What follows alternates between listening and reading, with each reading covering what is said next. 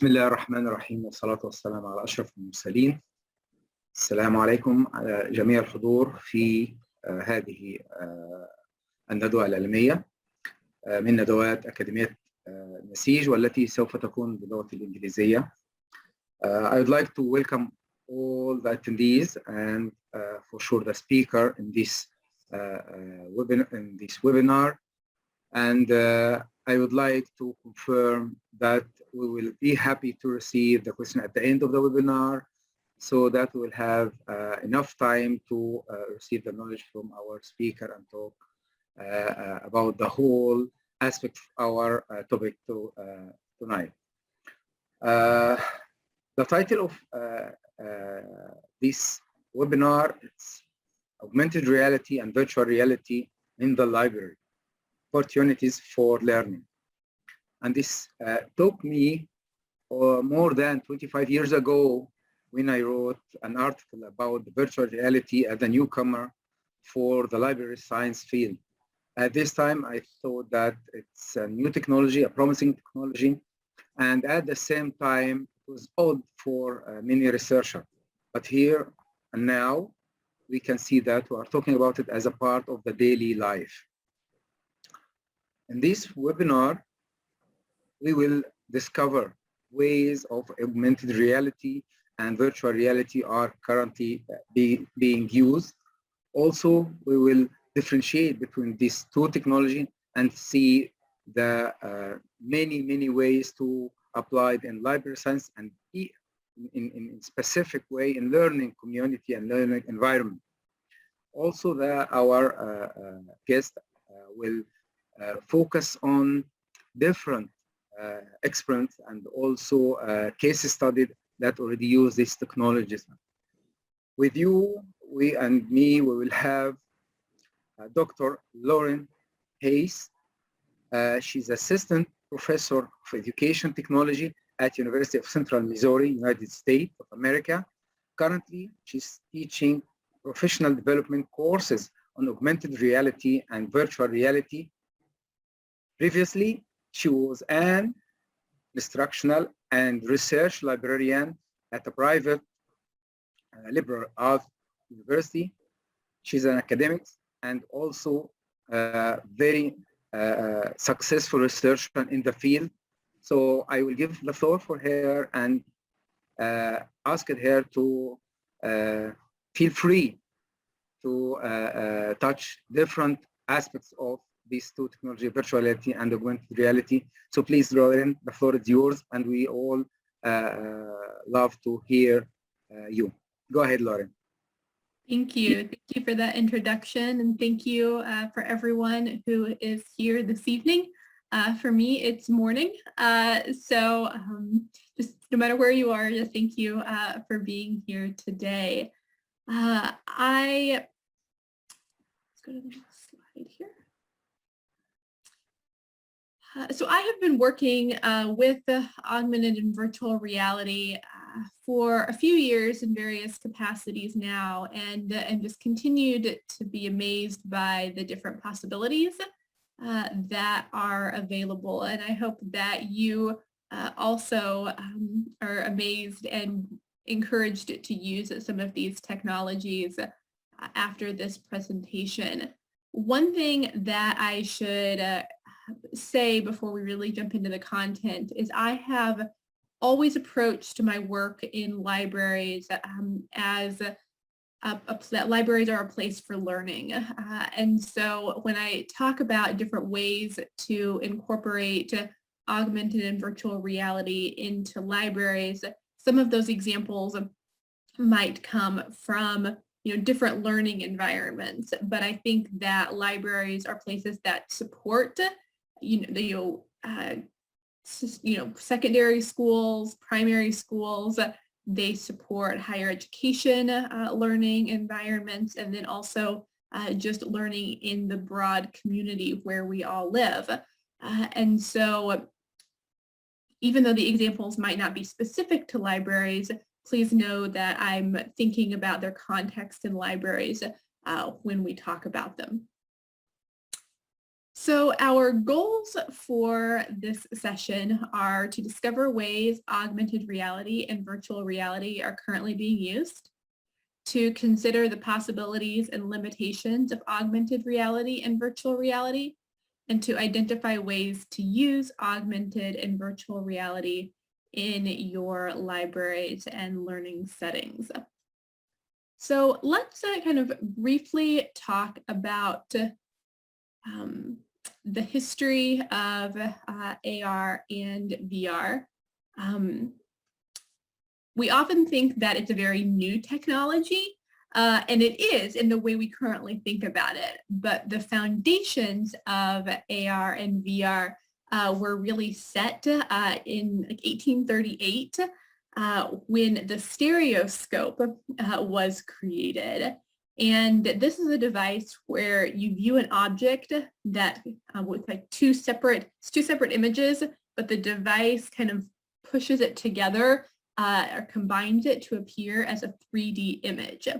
So again, this was kind of the first foray, let's say, into augmented and virtual reality back in 1838.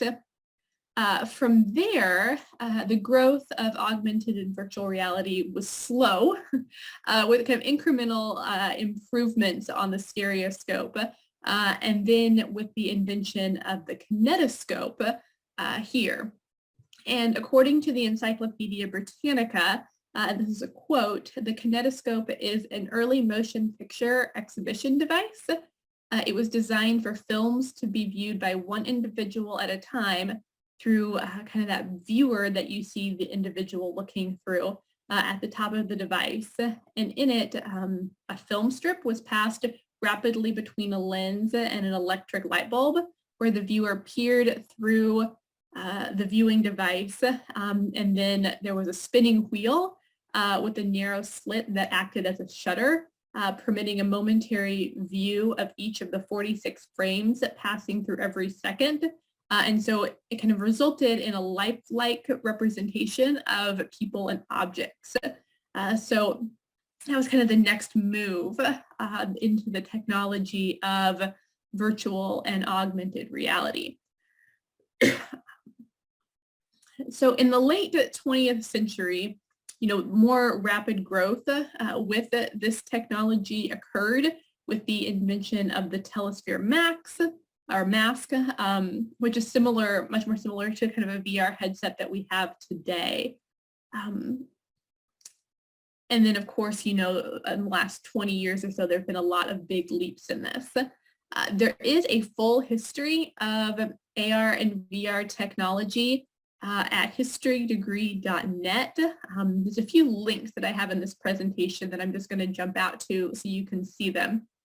But if you're curious to learn more about kind of the foundational technology that went into where we are today, I think this is just fascinating, and some of you might find it fascinating as well. You can view this infographic to just get a sense of just all the different kind of jumps in technology improvement over the years.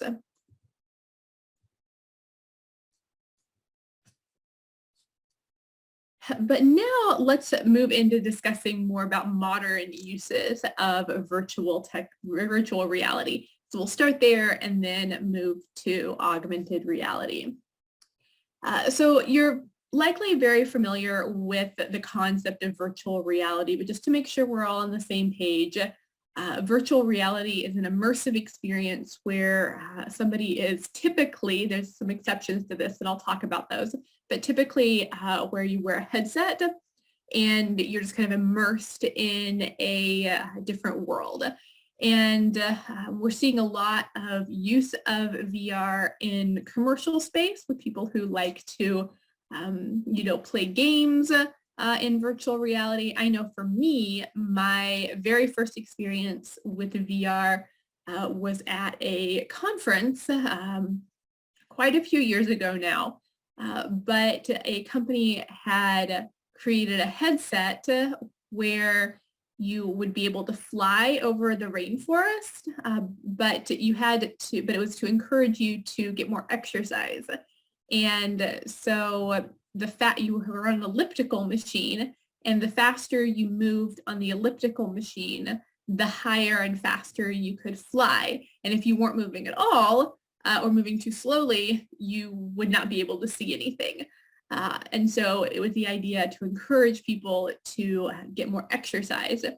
And while this might not be my preferred way of using virtual reality, it was definitely kind of an eye-opener for me to see the possibilities of how this technology could be used, that it could even be used to encourage physical activity.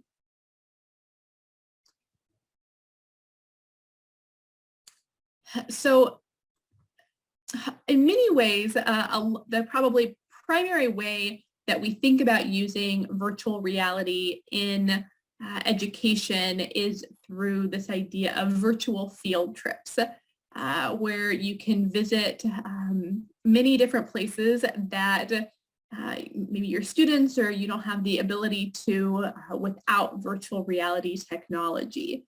And I have a link here that I want to jump out to.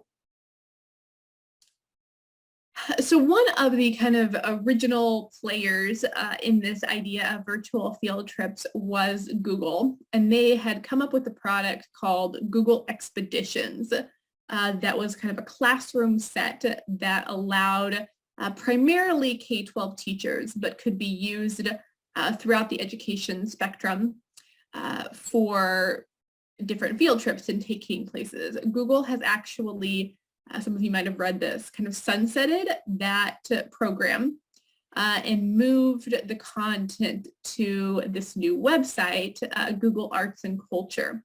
And so there is a direct link here in the presentation for how to use Expeditions on Google Arts and Culture, and there's a quick introduction for educators. But as you can see, there are many different locations that somebody could visit through the product, through the technology and the products that Google has created. And this is just one tool that I've seen a lot of teachers use. There's just a lot available there. And so I want you to be aware of that. We'll talk about some other things that are available with Expeditions in a little bit, but or what's available with Google Arts and Culture in a little bit. But the Expeditions piece is important to note, because if you had kind of been familiar with the VR space in education, Expeditions was one that was mentioned a lot. And again, Google has moved that now to the arts and culture space.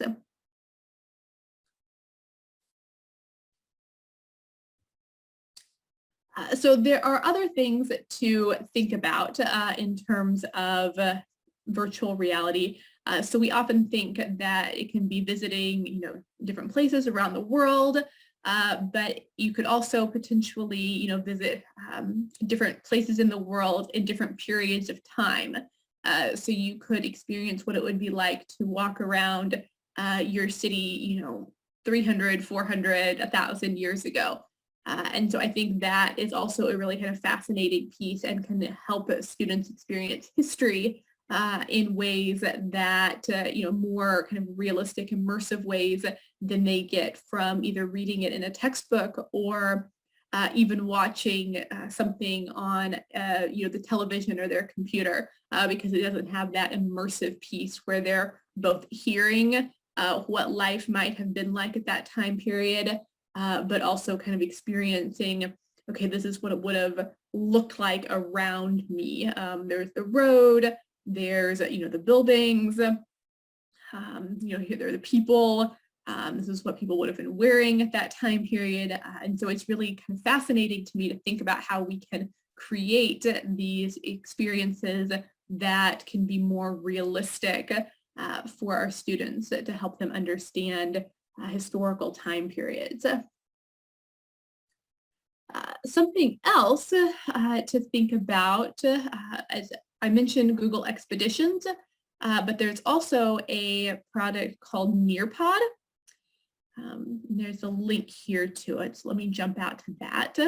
I hope you're all okay with me jumping out to some different websites, but I want you to be familiar with some of the resources that are available so that you could potentially use these if they're of interest to you, again, in your own settings. But Nearpod also has virtual reality field trips, and a lot of educators that I've talked to really like them. So there's, these are just 10 that are kind of recommended here, but you can certainly explore other options. We won't go through all of them today, but you know, the Galapagos Islands in South America, looking at different ecosystems, even exploring the kind of social emotional world. So helping students, you know, experience large crowds, get comfortable with that. That's something that we'll actually talk about. There is some really good research behind using VR for social emotional learning and helping students with maybe some trauma from just a social emotional issue, or maybe with autism, become more comfortable. And VR has really been shown to be very beneficial for that. And I have the research later on in the presentation, so I will certainly, we'll talk about that more. But that's one thing I want to point out here about Nearpod, is that they do have those experiences available. And then, so yeah, just different ones here that are particularly of interest that I hope you find interesting as well. Okay. One thing I also want to note is that while virtual reality, we're talking about field trips, a lot of companies here in the US, I know, are starting to use it for training. It is becoming a really good tool for kind of professional development. And Walmart, for example, which is a large retail company here in the US, began using virtual reality to help train employees by designing some store-specific scenarios. And so they have their employees put on headsets and walk through a scenario as a practice tool for how to engage with the public.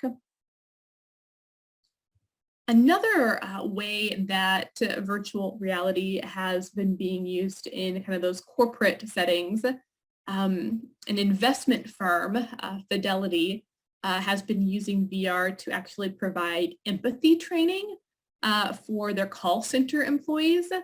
At the time, they were using the Google Daydream headset. There's many other options now. Oculus, that's the one that has kind of taken over. And most people are using that now. But with this empathy training for call center employees were taken into kind of like through virtual reality, taken into the customer's home, where the customer appears stressed with a large number of bills, you know, on the kitchen counter, and then a pair of crutches by their side.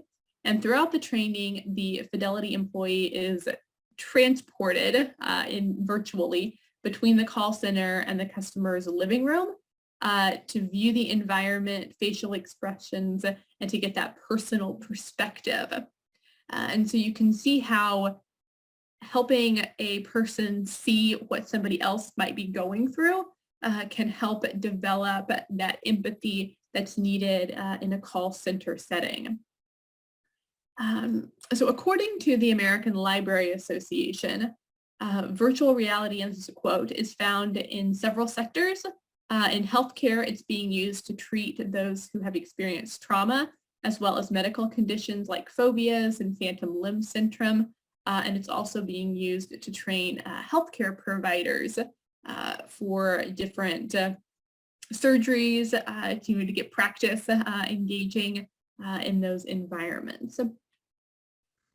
So specifically, virtual reality in healthcare has been used for medical training, patient treatment, mental health and psychotherapy, medical marketing, and disease awareness. There's probably a whole separate presentation on the ways that You could use virtual reality in medical situations for training.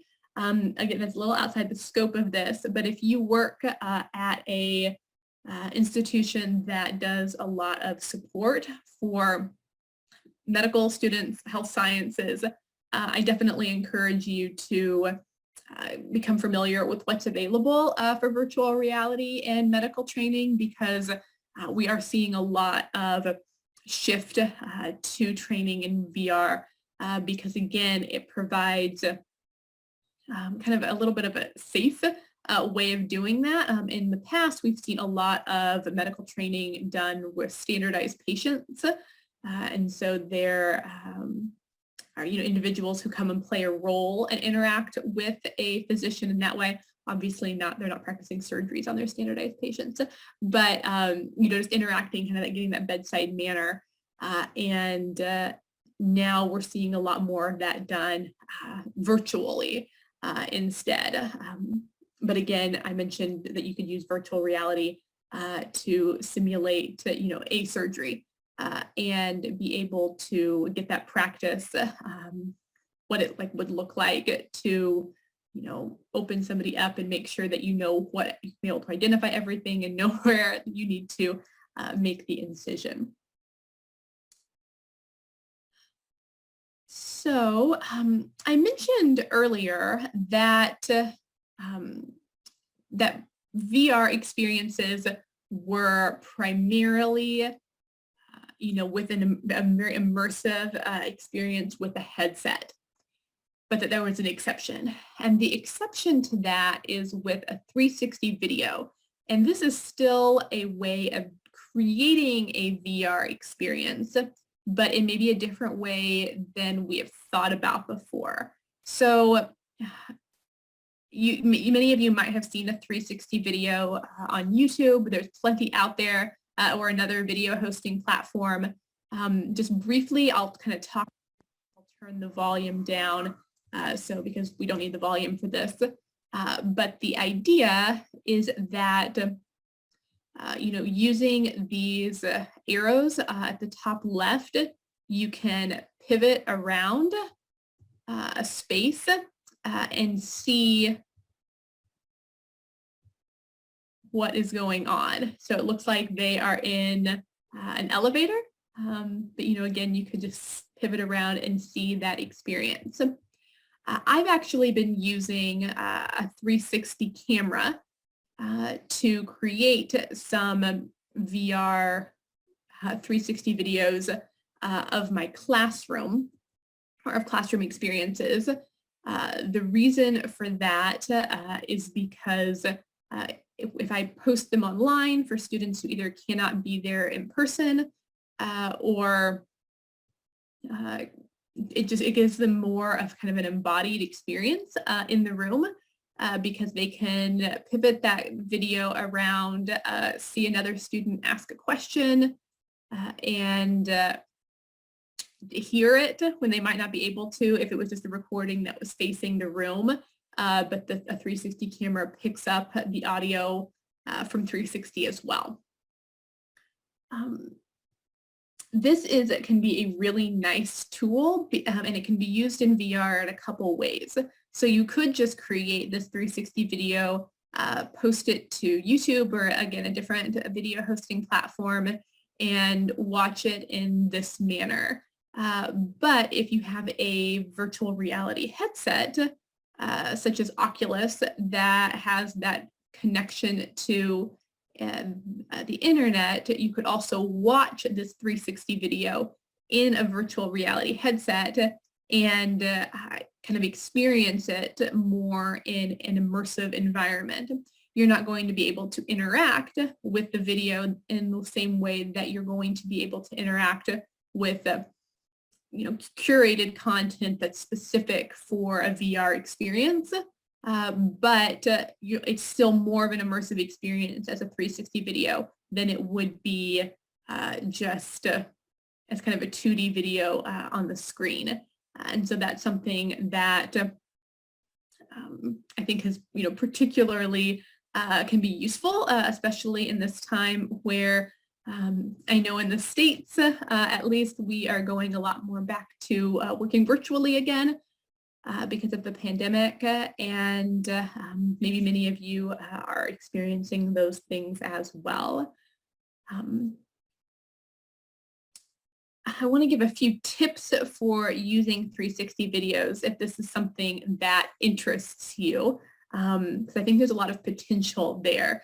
Because it's a much easier way of creating virtual reality content because you don't need the coding skills to be able to do it. So the first thing is you need a 360 camera. A GoPro can work for this. There's a wide range of prices associated with 360 cameras. They can be $500 US up to $20,000 US dollars. That's a big range. My institution has a couple, and so I have the ability to use them. But the things I've learned and some of the tips that I've also read online are to keep the camera at eye level. Of course, you don't have to do that. You saw in the video that I just showed you that it was on a drone. It was in an elevator, but there's more later that it's on a drone because it goes higher. But ideally, if you're just planning to record a room, keep the camera at eye level. Another tip is to use a unipod or sometimes we'll call a monopod instead of a tripod, because if you're using a tripod, the 360 camera will actually see the legs if a person pivots down with their video. It's also really important to remember that everything in the location is in the video. So just be aware of what's on tables, all around the room, and that a student or someone who is watching that video might not, there's no front the way that we think of with just a kind of a standard camera. And so even if you're standing in one spot talking to the camera, the student may be actually panned over to the very other side of the room. And so just be aware of that and make sure that the student kind of knows what they need to do to get the information that they need. And then also the last tip is to pay attention to the recommended distance. So all 360 cameras come with a recommended distance of how far away you need to stand from the camera for it to really do a good job capturing the video. And so just pay attention to that so that way your video turns out the best it can. I don't have a tip on audio, but I should have included a tip on audio now that I'm talking about this out loud. Some of the cameras that I've used don't have an external mic input. And so the audio quality isn't as good as I would always like it to be. But nonetheless, if you can, I've used one without an external mic input because one was available to me and it was a little bit of a less expensive price point. But they do make them with external mic inputs that you can use to get a better sound quality. So I know I see some hands, I see some questions. I think we're going to leave those questions to the end, but keep them coming so we can come back to them. And I will be happy to answer and get through as many as I can. So I hopefully we'll have time for that. So I wanted to just kind of mention some other things here, just quick examples before we move into talking about augmented reality. So I hope that so far you've seen just kind of the wide range of educational experiences that you can have with AR and VR. So I've already mentioned Google Arts and Culture. I want to jump back out to that site. This is not on the expeditions, but it is about 360 videos. So Google Arts and Culture also has a great deal of 360 videos available. So if this is something that interests you in terms of, well, you're not sure that you're going to be able to have access to a classroom set of VR headsets, but you could still try to incorporate some 360 videos, again, just so students have that more immersive experience in a space. And this is, I think, a good way of doing that. There's a lot of 360 videos available on this site. So I would definitely encourage you to look more into this if this is something that interests you. There's also kind of other examples. I always talk about, when I talk about AR and VR, is kind of aquariums and the ocean. The reason for that is I live in the middle part of the United States, and many of my students have never been to the ocean and just don't have that experience. And so it can be challenging sometimes, especially if I'm working with a science teacher or somebody who's trying to talk about waves or ocean tides, that without that experience, it can be hard for students to fully understand what they're discussing. And so there's a lot of great videos, or not videos, VR experiences around the ocean and aquariums. There's even, so I don't really live anywhere close to Georgia, but they have a very interesting virtual reality experience at their aquarium.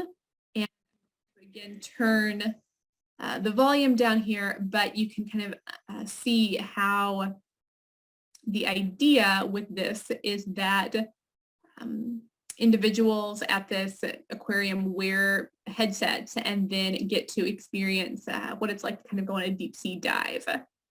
And so it's just a very immersive experience. It's just kind of a new way of interacting where they might not be able to go on a deep sea dive in real life. Okay. So that kind of wraps up the specific content on VR. We're going to talk about AR, then we'll talk more about some education examples. But I want to make sure we talk about AR here. So again, many of you are likely familiar with augmented reality, but just again, so we're all on the same page. With augmented reality, it's where content is overlaid on top of the real world. And so the primary way of doing this is with a mobile device. And so typically there's an app and you can open the app and you can kind of scan an area and see information about it. So like on the screen here, somebody's scanning the location where they are, and information about the cathedral is coming up. You might be able to, you can see where the distance is. You might be able to learn more about the how it was built, the history of the building, and that can all be accessed through your mobile device by scanning.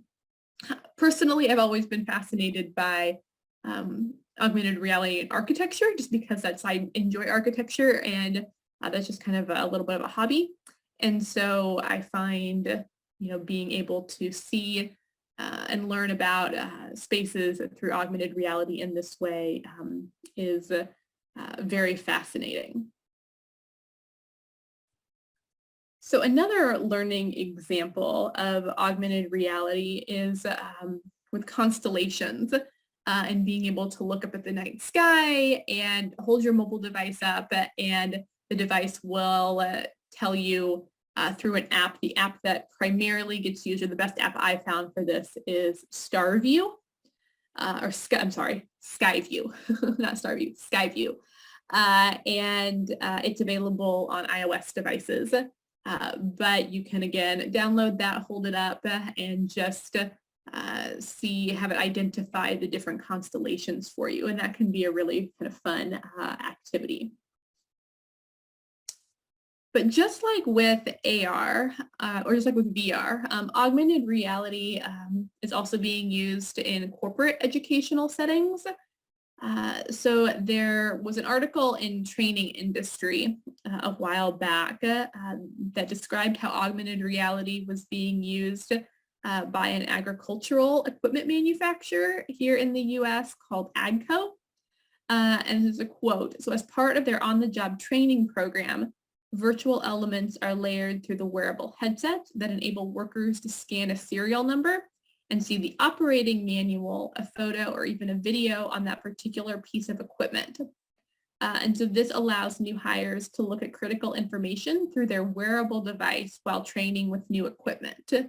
And so you can see here in the image, I'm sorry, it's a little bit grainy, but that the person is not holding a mobile device to see the information, the operating manual, a video, etc. Instead, they're wearing a headset to do that. And the one that got a lot of buzz, 5 years ago, I've kind of lost track of time, was the Google Glass. And so Google stopped making that because it wasn't as popular, I don't think, as they thought it was going to be. But nonetheless, there are additional kind of wearable headsets that have the same functionality. Microsoft Hololens is certainly the one that gets talked about and used quite a bit. And so it has some of those same functionalities and more that you can do with it. But again, I want to just make sure that I reiterate that a lot of these technologies are getting used for corporate training and education too. So it's not a tool that just stops getting used when someone graduates from a higher education institution, but it's also used in the workplace settings. And so I do think this is one reason why there's a reason for libraries to invest in these types of technologies, knowing that our students that we serve are going to go out into a workforce that is moving in the AR, VR direction.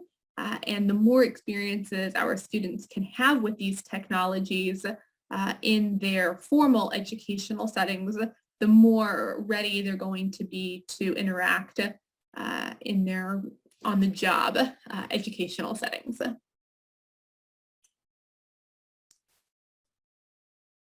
So QR codes are another way that's kind of similar to like 360 videos for VR. QR codes are that kind of lower impact or kind of lower barrier of entrance to AR, augmented reality technology. So if you held up your mobile device to the screen right now, particularly an iOS device, I know that native camera app, and scanned this, it would take you to Wikipedia. I just picked a website. So it would take you to the homepage of Wikipedia. And I think that libraries can certainly use these QR codes. I see them used a lot. I saw one on the screen for this presentation. And so individuals, can incorporate QR codes to share information about books or presentations that they're hoping students and community members will attend. You could put a QR code, next to an exhibit that you have in your library or community space so that someone could learn more about the artifacts that are there on display. There's so many ways that we can think about including QR codes. They're really easy to create just by going online to a QR code generator. Again, this is just another way of including AR and getting our students comfortable with this technology. So I mentioned, that there's that corporate training piece with AR and VR, but there's also a lot of uses of augmented reality that I'm seeing in the commercial world, trying to get me to purchase something. So IKEA, I think it's Swedish, the Swedish store. We have them here in the States. I know they're in Europe as well. So you could download the IKEA app. It uses augmented reality and you could test and see what a piece of furniture is going to look like in your home. And so you can see that on your mobile device. There's also Google Lens, which is Android only, but it can help with translating text that you see, identify animals, plants. You can take action on something, explore similar looking items, see what's popular on a menu. I think there's a lot of possibilities with Google Lens. I don't have an Android phone, so I haven't been able to explore this one as much as I would like, but nonetheless, I think it's pretty fascinating to look at, and this might be something that many of you want to explore on your own as well. And then I mentioned, so we talked about the IKEA app, and this was just kind of for fun. If you're interested in trying out new shoes, there is a app for looking to see what sneakers would look like on your feet. And so you can see that augmented reality is also being used as a sales tool. And so what, to me, this is telling me is that there's a lot of people out there who are learning to program, and develop the code for these types of tools. And that I think we're just going to be seeing more and more of this embedded in our lives. And so again, if these are things that are going to just become more kind of naturally included and embedded in our lives, how important is it that our students and communities that we serve in our libraries are familiar with these technologies. So I know this presentation is AR and VR, but I want to talk about this concept of mixed reality because that's certainly one that you'll probably read about if you're reading in this literature space, and it's very similar in many ways to augmented reality, but the kind of difference is that you would be able to interact with it. So what the term extended reality is really the umbrella term for augmented virtual reality and mixed reality. We aren't seeing as much mixed reality yet. I think this is really what's on the horizon. But let me give you a quote here. So mixed reality can really be thought of as an enhanced augmented reality because individuals can interact with the hologram in the real world. So according to the 2018 Horizon report, which is from EDUCAUSE, mixed reality is at the intersection of virtual and physical realities. So in this space, digital and physical objects coexist. This hybrid space integrates virtual technologies into the real world so that viewers often cannot distinguish where one world begins and the other ends. So then Intel describes mixed reality as bringing together real world and digital elements where you can interact with and manipulate both physical and virtual items in the same environment. And I was looking at the Horizon reports last night. The 2021 came out just pretty recently. And mixed reality was not mentioned in there. My guess is because there are other things that became more important because of the pandemic. But in the 2020 Horizon report, extended technology was a technology that they described as being on the horizon. And so this mixed reality is a big part of that. So let me show the next picture on the screen here. So this is really an example of mixed reality, and this is Microsoft Hololens. And it's really where users can interact with holograms when they're wearing that headset. And this is a quote from Microsoft website, but it says, with just a twitch of the thumb and the index finger, you can make things smaller or bigger, and even kind of cover the wall with a specific object. And so it's just really fascinating. You can see, maybe it's hard to see, but in the bottom right corner, there's a man holding a tablet, and he's drawing on it. And then this woman is wearing a headset, and she can see what he's drawing, but it more like the real space. And so she sees this just happening through the lens actually on that piece of hardware there that she's working on. And so that's the idea of virtual content coming into the real world. So mixed reality is also showing up in, the creation of motorcycles. I know Harley Davidson has been using it. There's a university, Case Western Reserve University in Iowa here in the States, that's used Microsoft HoloLens to teach anatomy. And the device has enabled professors to teach and interact with students despite being hundreds of miles away.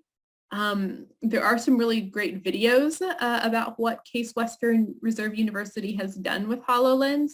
I didn't pull them out here for this presentation, but if you're curious to see the different ways that they have been using it, I will say it does feel a little bit like a marketing, and it probably is, advertisement for HoloLens. But nonetheless, the videos that are available on YouTube are really fascinating to see. They show, how a medical student might, learn the different bones in the body, or the different, there's also, there's the Venus, which is in the Louvre, but doesn't have the wings. It'd be like, okay, well, what if you added those back? What would it look like? And so there's just kind of some fascinating views there as well of how they've been using the HoloLens. So again, I really encourage you to take maybe some time after this presentation and look those up, if that's something that interests you. So we've talked about virtual reality, augmented reality, and mixed reality, and some different ways that those are being used in a variety of educational settings. So I want to talk, I have a slide here about some specific tools. Then we're going to talk more about some specific library and educational ways of using this technology, and then I'll leave time for questions. So that's kind of what to expect in the next portion of this presentation. So some specific AR and VR tools. There's Class VR, which especially for younger students, primary, secondary, Class VR frequently is described as one of the best systems that's out there. So I think that could be something to definitely look into if that's something that interests you or that's kind of the group of students that you work with. They hold up well, they don't break too easily, and it's run from a centralized management system. So it leaves the teacher in control and means that you don't have to have more than one computer, and you can also guarantee it's a classroom set that the students are all viewing what they're supposed to be viewing. Which is why, again, it's for a classroom. And so it's all set up through kind of one main computer. And so the teacher can monitor what's going on. VR Sync is a digital platform that can also be used for VR experiences and can be sent to multiple headsets. So again, it's very similar to Class VR in that sense. It actually works with Oculus Go, Oculus Quest, Oculus Rift, the Samsung Gear VR, Android, and Vive. So you can also get the software for VR Sync and use it on a variety of different headsets. So the Merge Cube and the Merge headset are a bit of a different type of experience. They're AR, but you can see Merge EDU. I don't know if this is good. This one's really fascinating to me, and I've used this. But there's a lot of different lessons, but here you go. So this is the Merge Cube. It has different images on each side, but you can hold up a device and have the Merge app that's on it and pick a specific lesson within the app, and whatever lesson is and whatever VR or AR content you need to interact with for the lesson will pop up on your phone by looking through the app with holding the cube up. So dissecting a frog, That was one that I remember looking at, different engineering processes, butterflies go in the center of the earth, dinosaurs, cells, circulatory system, all these kind of different tools. And I know that I've seen the merge products used in many K-12 settings here where I am. They also have a merge headset that you could put the mobile device in to have a VR experience, which makes me think, let's jump down and talk about Google Cardboard. Google Cardboard is, you might have seen this, Google sunsetting that, similar to what they're moving with their expeditions, but there are still cardboards available. It's not a standalone headset and that you have to have a mobile device to put into it. You pick a video, often it's a 360 video, and you can hold it up and then kind of pivot around in the video that way. But that's another option, and it's a lower price point than the Merge headset. The Merge headset is much lower, of course, than a standalone headset because you have to have the mobile device to go in it.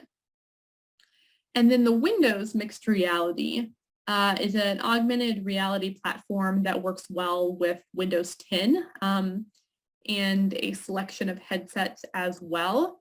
And so if you work at an institution that's Microsoft based, this could be a good option for you. There's a fair amount of content that's free on there. Google still does kind of have the market on free VR and AR content, but nonetheless, Microsoft has more in that space than they used to, and this is one of the tools that they're promoting with that. And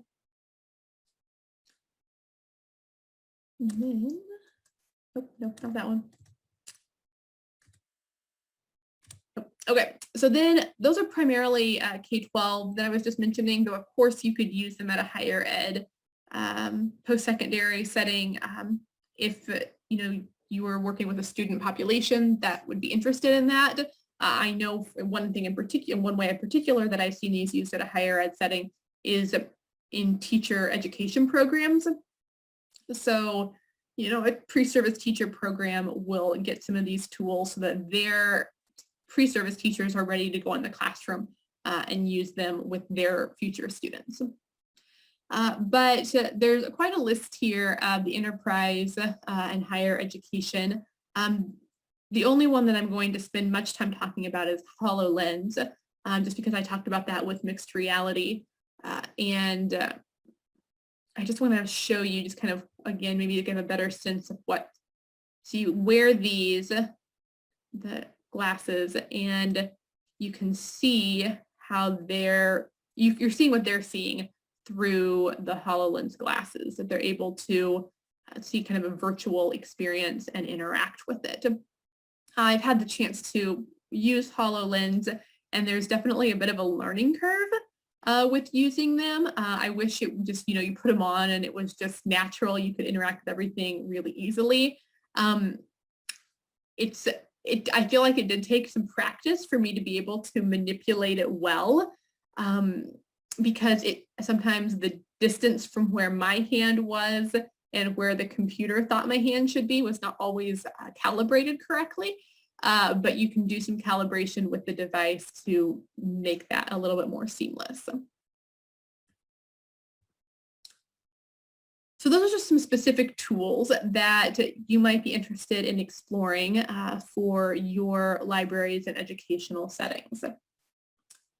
So let's jump into talking about educational opportunities. We've already talked about field trips. I mentioned social emotional learning, skills training, and then those immersive learning experiences. But that's really what this slide's going to really drive what comes next. So specifically, extended reality in the library. So of course, learning. That's really the key here, and what I hope you really take away from this presentation is that all of these tools, I think their core, have learning at their center. And there are many, many ways we can leverage these tools to create learning opportunities that are very immersive and interactive, and will hopefully help our students learn the content in new ways. This can be done in a variety of ways in a library. It can be done through kind of your support of particular disciplines. So if you work closely with the science professors or music professors or whoever it is at your institution, it can be done through a kind of a support mechanism. So the library has the tools and helps the faculty introduce them and supports them that way. Or it could be that the library has the tools and is really kind of for an exploratory where it is extracurricular, so it might not be embedded in a class, but it's an opportunity just for learners to come and learn some of that technology on their own, so an extracurricular piece. Or it could also be from a co-curricular standpoint, where again, it's not embedded in a class, but it's a requirement for the class that they go and have this experience in the library. And so to me, it's those three options where there's a kind of embedded in a class, so it is curricular based, it's extracurricular, so it's outside, an outside learning experience for support, or it's co-curricular, where it's not in the class, but it's aligned with the class.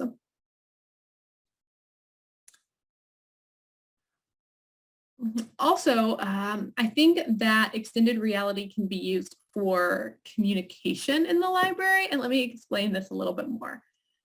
So users of these technologies can engage in new settings where they communicate with others that they would not normally have the opportunity to. So for example, virtual reality is very collaborative in the space of gaming. And gaming is actually the most profitable use of extended reality at this time. But Hololens, and there's a good video from Case Western Reserve University about how they're doing this, is another example of how people can communicate in ways that are over a distance through a video call, where a person can see the space of the other person and mark up areas they want to emphasize or highlight. I know my university has been using virtual reality to have classes with a group of students in Kenya. And so everybody puts on headsets, they all enter a virtual space together, and they are, kind of engaging in a class, but at a distance, again, in a virtual environment. In some ways, that kind of makes me think of Second Life, if you remember that from when it was kind of popular, sort of popular many years ago, but Second Life has a little bit of that feel, but it's come a long way. But I think that, libraries can be really great places for fostering those settings where students can come and use the technology to have additional conversations with people out that aren't physically present with them. And then I felt like I had to mention content management here because I do think that as librarians, so much of what we do, it's education, but we're also thinking about how to, preserve resources and gather information. And I'm a little concerned about how much of this virtual and AR content could potentially be lost over decades if we don't think about ways now and we're not proactive about how to preserve it. It's not that preserving books is easy, but there isn't a physical piece to this AR and VR. So we really need to think about how to save the files, how to curate them, how to make them available for future generations who want to see how we were engaging in AR and VR at this point in history. So I do think we have a role, to play in the preservation of this content. And I'd really love to have additional conversations about that with people because I think there's a lot that we could be thinking about and talking about now. Again, I feel like it's a little bit outside the scope of this presentation, but nonetheless, I felt like I needed to mention it because of just our focus on content preservation as well. And then there is some current research here that I was referring to earlier, and I just kind of want to kind of wrap up with some of that. So again, I've got the citation there, but then I pull out a quote about this. So head-mounted displays or VR goggles have a greater impact on K-12 learners in the fields of science education and specific abilities development when offering simulation or virtual world representations and compared with lectures or even real world practices. That's one thing that was found in this article, that these virtual reality experiences were having a big impact on the learning of primary and secondary students. Additionally, research is indicating that the use of augmented reality as a learning material gives positive results in the education of individuals with special needs. We were talking about social emotional learning earlier, and how there's research, to support the use of this technology for that group of students. And this is just a further emphasizing that.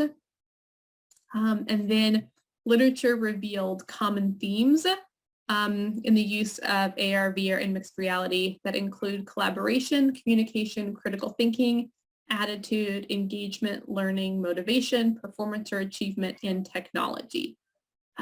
So there is certainly research out there that supports the use of these technologies for helping our students be successful learners.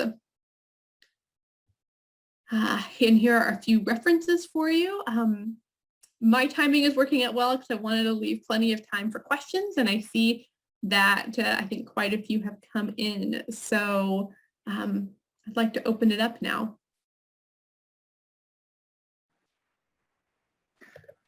Thank you so much, Lauren, for this interesting presentation. And as I used to say, the successful presentation is the one that raises more questions and stimulates many ideas. And I can see that your presentation did that perfectly.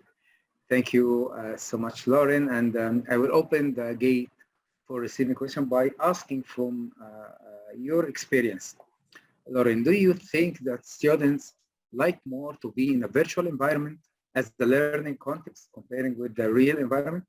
Also, would you give more enlightenment on the challenges of using virtual reality and augmented reality in learning field? There is some pros and cons for sure, but let's focus on the challenges here. Yeah, so the challenges certainly, I think one of the barriers is cost. That's, I feel like, the one that I hear over and over again when I'm talking to educators, is that it's just too expensive to buy headsets for a whole class and have these experiences. There's often licensing fees associated with the software, and so it's not even just a one-year, a one-time purchase, but you have to maintain it over years and years. I do think that's one of the primary reasons Google backed away from Expeditions and has moved a lot of their content to the arts and culture website, is because they realized that the market just really wasn't there. So the cost is certainly a challenge. Another challenge is just the management of it, especially if you have a class full of younger or young-ish students using the technology, that unless you do have a product like Class VR or VR Sync that lets you have a centralized management platform so that you can watch make sure everyone's on the same page and doing the same thing at the same time, you can't monitor it well. So those are the two challenges I hear the most from educators. There are certainly other ones though. Yeah. What about the more attractive environment? Do you think that's still the real context or the virtual context or virtual environment, which is more attractive to the students so far from your experience? For sure that it's the difference from community to other, culture to other, but from your own experience. So from my own experience, and I think that there would, so there's a little, there's going to be a caveat here. Okay. I would say that, from my experience, I think for the most part, people really do want those real world experiences. It's obviously better to visit the ocean than see the ocean, only through a VR experience. But where I don't think that, and the research is supporting this, where that isn't the case is with that social emotional learning piece, where, students who, have social emotional challenges, students who maybe need kind of extra support in communication and working with others, it's much safer for them to do that in a virtual environment than it is to actually practice those skills with real individuals, because they know those real individuals are likely, judging them in some way, and they get nervous and uncomfortable. But doing it in a virtual environment, again, is that safe thing. It always makes me think of how I've seen a lot of encouragement for readers, young readers who are struggling, is they practice reading to a dog. The dog's gonna, the dog doesn't read. Yeah. Yes, it's the same way that they can practice in that virtual environment. And so from that sense, there's, I think, a preference for virtual reality. Mm-hmm. And people love to game though in virtual reality. So there's also that piece that I think when you're talking about things that couldn't even happen in the real world, like there aren't dragons, but people want to experience those worlds where there are, and really enjoy that. You can do those things in a virtual environment that you can't do in real life. Perfect. So the fantasy aspect of it as well. Yeah. Go ahead. And also I think if we're talking about, if I can add more, that if you talk about the training environment, the environment that, as you said, that the Second Life platform that give the chance to have this identification with my avatar, so I can just walk through it and attend the session. This gives the people who have a little bit resistant for being or showing somehow, so they can feel more comfortable about being behind some other character, even if we are not agree with this, but at least this makes them engaged gradually on the session. So I think there is some pros and cons for every technology. So we need to maximize the benefits from the pros and then minimize as much as we can the cons with this one. So thank you about this one. We have, as I told you, there are flow of questions here. So Tamar Abdullah say that how can we integrate these applications in the school library session? Is there a sample for that? It would school library, that could be a broad range of student ages. What I would do is I would probably approach it in a couple ways, and I hope I'm going to answer your question in the way that you meant it. I would try to, talk to the primary teacher and kind of see what they're doing in their classroom, and then, maybe have the merge VR cubes or AR cubes are fairly inexpensive, a little bit more reasonably priced, and I see used a lot in K-12 schools, and it can be a great supplemental activity to what's already occurring in a classroom. And so maybe there isn't enough to have each classroom have it, but it can be in a centralized location of the library. And so then multiple classes can come and use it. I think that's a great way of keeping costs down but also, and then there's so many different lessons available with the merge that you can work with a lot of different age groups with a lot of different subjects. So that's, there's lots of other tools out there. Merge is just one that I see used a lot. I'm not trying to like promote them over anything else. But I do think using the technology as a supplemental resource in school libraries is a great way of doing it.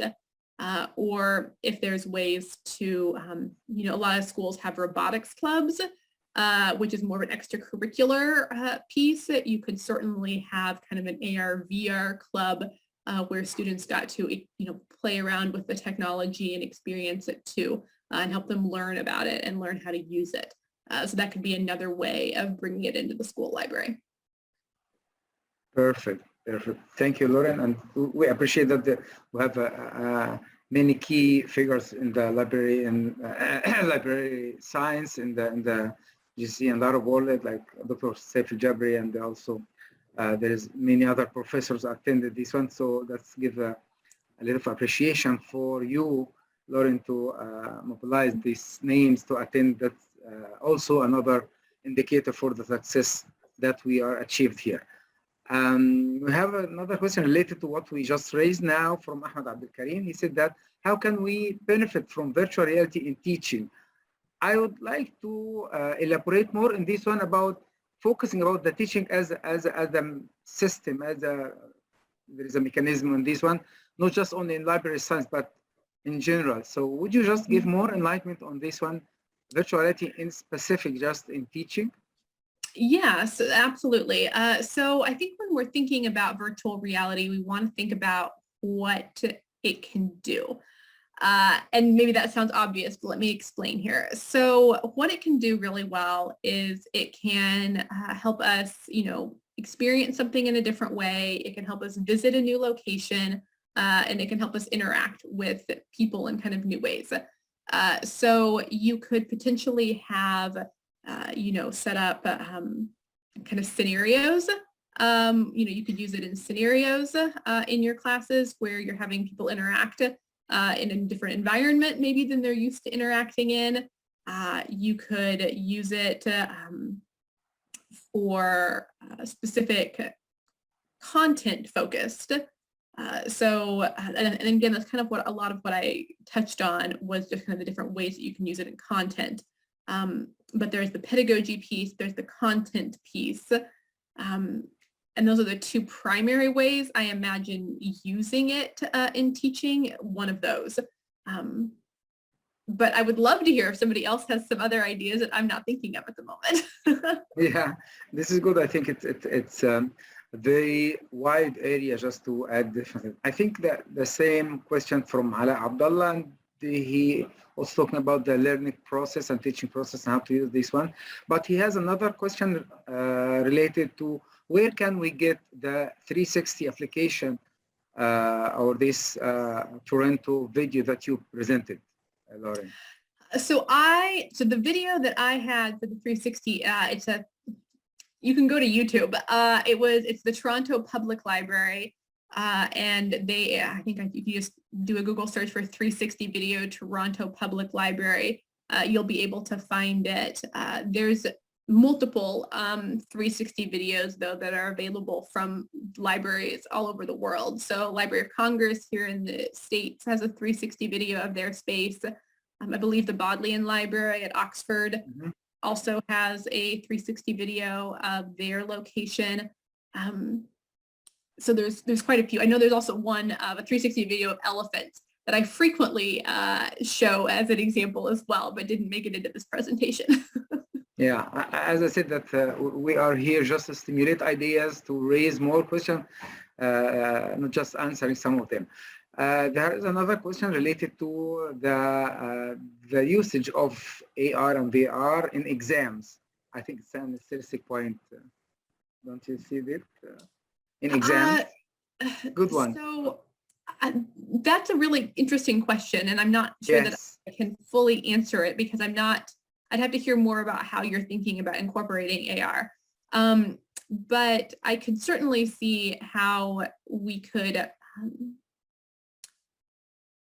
So if you're thinking about so one pedagogy that I have used at various times in my career has been the gallery walk, which is this, it's a pedagogy where you put things up in the room and students, it's a gallery, you walk around. And there's many reasons that I do this. I just like to sometimes get students up and moving, but just getting them, familiar with kind of thinking about how you can organize content in different ways. But with AR, you could always add in that QR code element, or if there was a location where you were using and you knew that it had an AR application, if your university did, for example. So you could, if you're wanting students to identify various plants, let's say that, and you could have them, you could have a QR code next to a plant. I'm just throwing it out here, and you could all tell me if you don't like it or not. But you could have a plant with a QR code next to it. The QR code brings up like a Google form or a SurveyMonkey or some way that you could enter data, and they had to type in, what their answer was of what type of plant that was. And then they moved on to the next one, and they could gather data in that way. But you could have that as an exam, but it could be like in a greenhouse. And so that would be maybe a more real life experience of identifying plants than it would be of just, taking a picture of a plant and copying it onto a piece of paper and, in a botany class and saying, here, do this. So yeah, I think there are some ways that we could certainly use it, but I'd love to hear more. Sure, yeah. If I can just jump in and elaborate more on this one, I think for sure fields like medicine and engineering and agriculture, I think put the student in the real replica for the real life and just ask them just to act as they are in the for sure cockpit, like the pilot, aviation or something like that. This will be also a very good environment to test them. In our field, if I have just some ideas jumping in my mind right now, like a comparison librarianship, that if we can give our students in library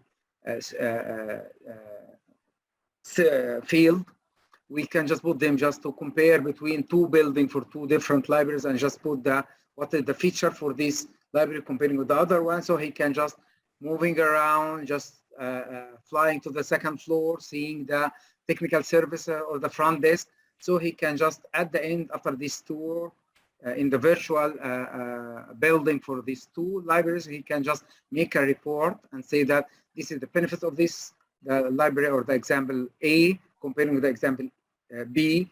So I think there is many. I think that the sky will be our limit to have application in library science using AR and VR. So especially in if we talk about public library or even that a library specifically for children. So I think it will be amazing for putting the children or the users in virtual environment and see their reaction on this one. So thank you, Lauren, for this one. We have another question. What kind of platform are you using to integrate your assets into the immersive space? I think you mentioned somehow, but I think this is so I think that question is, I think that question may be referring to those 360 videos I mentioned creating. Yes. So what I have done up to this point, nothing fancy. It's, using a Views 360 camera, VUZE, and then uploading it to YouTube, actually. I think they're hidden, so I don't think you can just Google them. But you can, I just upload them there and then put them into the links into my learning management system for students who need to watch those later. Again, that's not fancy, but it's fairly easily done. And so, there's always that balance, I think, with technology when, especially, in education settings, there's a lot of demands on our time. And this is one way that I've found that it works really well. Perfect. Thank you. Again, we have flow of questions coming in the Facebook Live. Okay, here, which library service you think VR and AR will be more successful to be used in? Can you repeat the question? I have to think about this. Okay, I think we need to know which library service in specific that you think VR and AR will be more successful to be used. So, okay, that it's better so for I reference think, services or. Yeah, that's a good question. So I think instruction is going. I'm going to say that broadly. So, and you know, what I mean by instruction, and that can even be just working with other faculty members to incorporate it in. But the librarians are the one helping do that. But I do think there is a fair amount of potentiality in reference services. If we think about reference as not helping necessarily, because I think it means we can also point our students to AR and VR content to help them find what they need. And I really don't know that I've seen that happen very much. That librarians are pointing students to this content for their information needs, but we could be doing that. It's a good one. And again, you take me back to 1995 for the article that I wrote. That at this time I was thinking that especially in the front desk and also for, as you said, the instruction and guidance for the user, it will be good just if we set up a virtual environment like this and make it available so that people just can have this experience before they look to the real world. For example, if we give it or make it available for the high school students or even that in the KGs or wherever it is, so they can just having this experience virtually. So when they go to the orientation at the first year and the college, they will be prepared to the same library they will visit and use. Also, I think, again, training is a very good environment or good context to use virtual reality. So we're talking about, if you're talking about something like information awareness, if we're talking about training for a specific database or a library system. So virtual reality, I think it could be also an interesting tool to help in communicating or disseminating this information. Yes, definitely. Yeah. Okay, I think there is a question related again to have a very brief differentiation between the AR and VR and MR or mixed reality. Can you just give it in 1 or 2 minutes, just the big difference between the three terms we use today? Yes, so virtual reality is an immersive experience where the most common way of it being used is, you know, through a headset and you're kind of fully immersed into another world. The AR or augmented reality is an overlay of content on the real world through a mobile device, and you have to look at that content through a mobile device to see it. And then mixed reality is very similar to augmented reality in that digital content is overlaid on the real world through a device, but that the difference with mixed reality is that you can manipulate or interact with that digital content. So you could, with your hands, shift it to that digital piece that you're seeing. Perfect. As I mentioned, that we have here, our honored just to have many academics and professors here. So Professor Fatim Bamiflah asked here, do you think that AR can be used effectively to provide information service to people with special needs? I do. Yes, that's my short answer to that. I think that there are a lot of ways, just because, you know, from what we know with like tablets, there's some good research, you know, that people with special needs can interact with those devices more easily than they can interact with some other tools. and often, they get a piece of technology like a tablet, and so there's a lot of great ways that we can incorporate that. So yes. Perfect.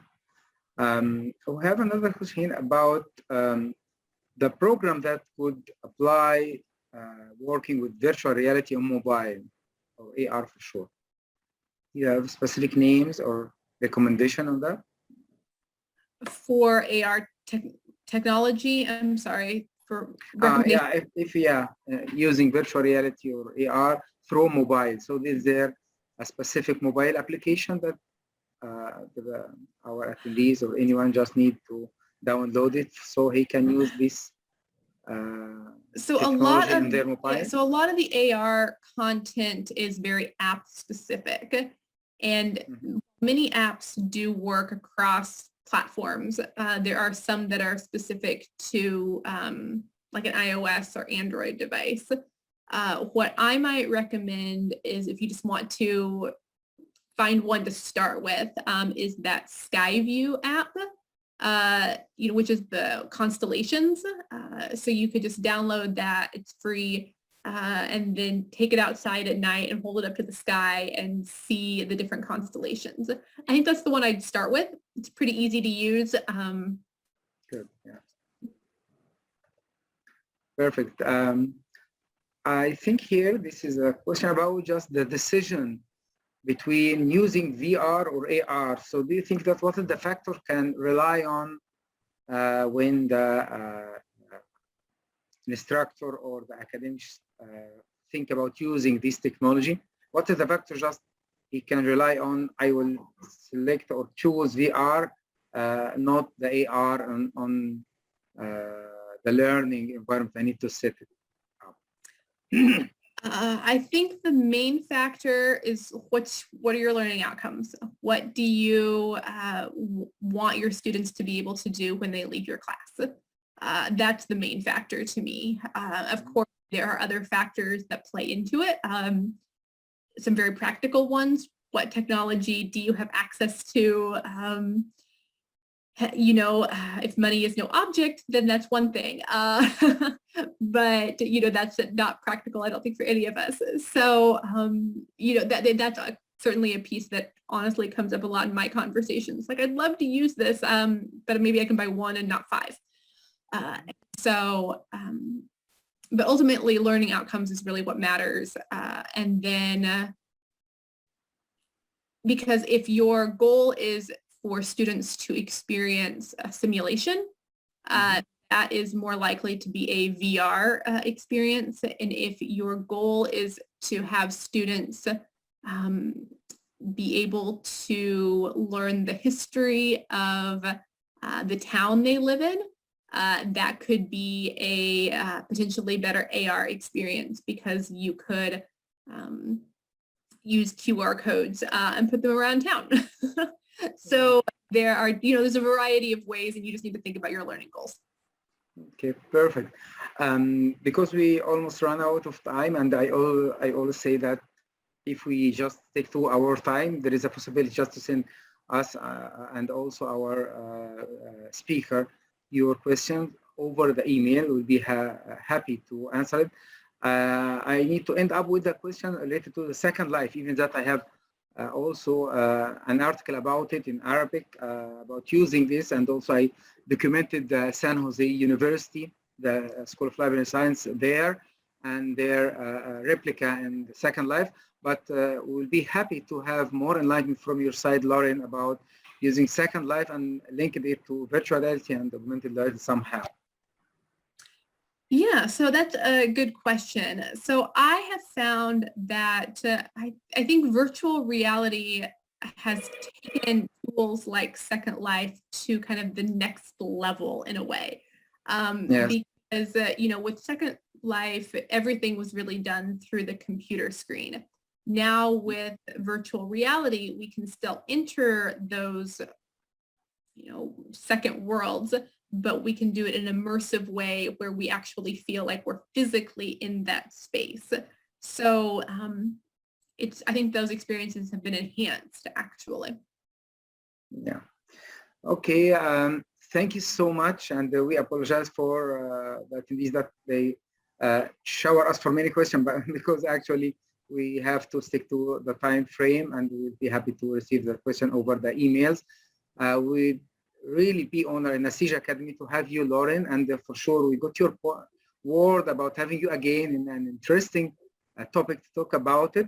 It was a pleasure for me, myself, and also for Naseej Academy to have you as a speaker. And for sure, all the attendees, through their appreciation and also the nice word they sent over the chat or Q&A answer, they thank you so much and appreciate your knowledge and engagement. So I will leave the last word for you, Lauren. So please go ahead to wrap up this session. Well, again, I just want to thank you all for taking time out of your busy lives to come to this session. I don't take that lightly. I know we all have many competing demands on our time, so just thank you. It was my pleasure to be here today, and I hope to talk more with you all in the future. Thank you so much, and all the certificates will be sent to our attendees over the email, and see you in the next webinar we will do it in the Naseej Academy. Thank you for all the attendees. Thank you, Lauren. Have a wonderful day for you there. Okay. Thank you. Bye-bye. Bye.